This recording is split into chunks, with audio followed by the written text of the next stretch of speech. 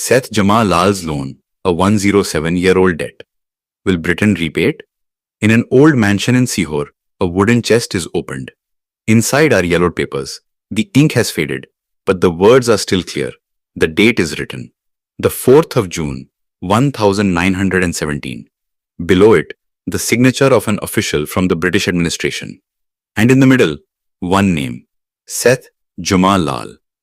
The claim is that this is not just a piece of paper, but proof of a loan due from the British Empire, 35,000 rupees in that era, such a huge amount that it could be considered equal to crores today.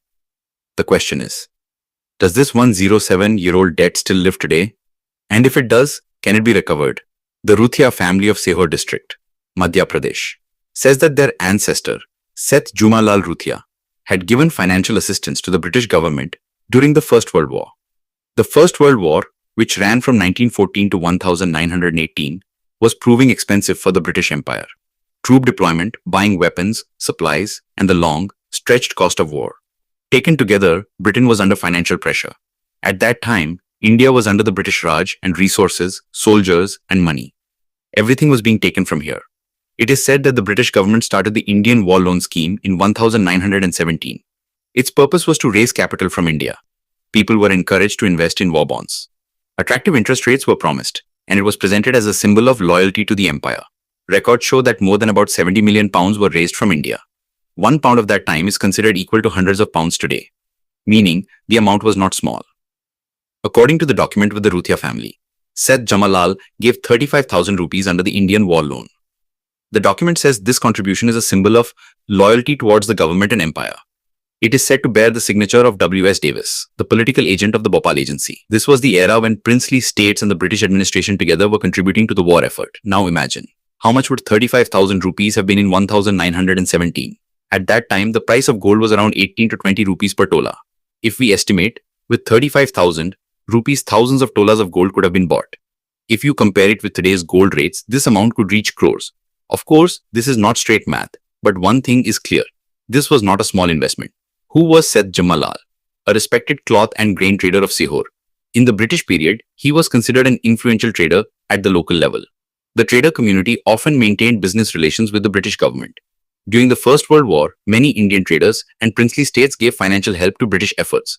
This help was sometimes voluntary, sometimes under administrative pressure, and sometimes to show loyalty. In 1937, Seth Jumma Lal passed away. Independence came in 1947. In between, 2 world wars, the freedom struggle, partition, and the formation of a new government. Amid such huge jolts of history, perhaps this debt issue slowly got left behind. The document stayed safe within the family, with his son, Seth 𝐮𝐿𝐴𝐴 Ruthiya. Then after his death in 2013, they reached the grandson, 𝐼𝐵𝐵𝐿 Ruthiya. In a recent family discussion, when these papers were looked at again, the question came up. Can this debt still be recovered? 𝐼𝐵𝐵𝐿 Ruthiya says he is preparing to send a legal notice to the British government. His argument is that this is not just a matter of money, but a question of historical justice. He says that if needed, the matter can be taken to an international court, like the International Court of Justice in The Hague. But here, the real challenge begins. Can a century-old war loan be legally enforceable today? The British Treasury had announced in 2015 that it would repay some old war loans. That was mainly connected to the 5% war loan of 1927, which was finally repaid.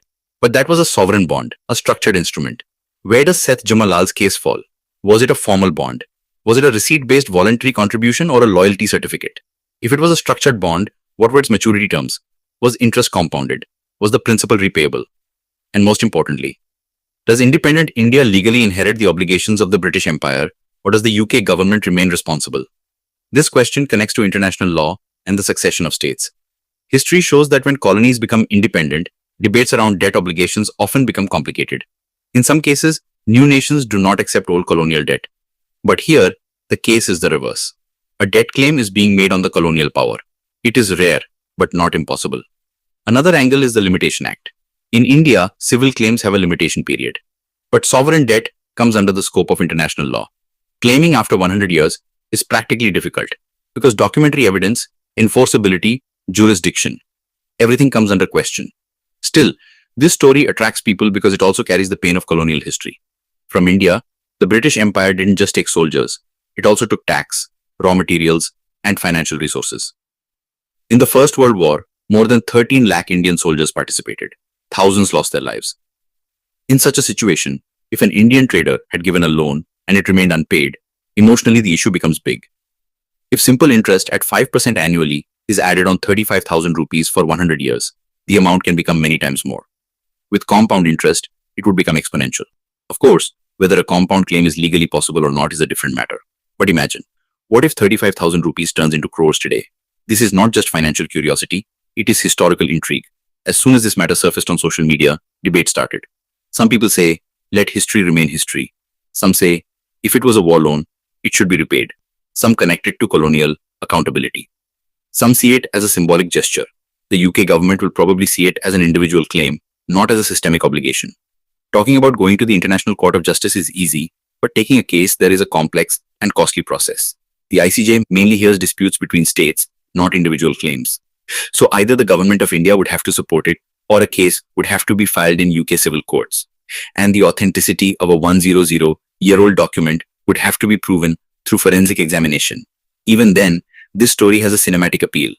A family from a small town, a century-old document, the reference of the British Empire, and a potential claim worth crores. It reminds us that history doesn't only stay in books. Sometimes it is also hidden in papers kept inside a chest. Even if this claim does not legally succeed, it still raises a question. How many financial transactions from the colonial era were never officially closed? How many war bonds? How many contributions? How many receipts were lost in the dust of time? And in the end, maybe the biggest question is this about money or about identity and justice? The Ruthiya family says it is an issue of historical justice. They want not just repayment, but acknowledgement. A century ago, in 1917, when the world was burning in the fire of war, a trader from Sehore gave his capital to the British government. Maybe he trusted that this money would return. Maybe he felt loyalty would be rewarded. But history turned, and that trust remained only as a document. Today, in 2026, when this story has come up again, it forces us to look at the past with a new lens. Will Britain accept that debt? Will the government of India intervene in this? Will courts hear it? Or will this remain an interesting footnote in the pages of history? For now, those papers kept in the chest in Sehore stand between history and law. And all of us stand with one question. Will a 107-year-old loan ever be repaid? Or is this story only meant to remind us that history never fully ends? If our video has taught you something new, do not forget to like and share this video so that this information can reach others as well. Your likes and shares are a source of inspiration for us. If you have any questions or suggestions, please let us know in the comments. It will be our honor to answer your questions and listen to suggestions. And yes, if you like our content, subscribe to the channel and press the bell icon so that you stay connected with every new story. Thank you. GRT Business YouTube channel sources, news from various news agencies, opinion polls and other public sources. We try to ensure that every report and summary is accurate and verified, but we are not responsible for any dispute or error. Our aim is only to provide you with accurate information.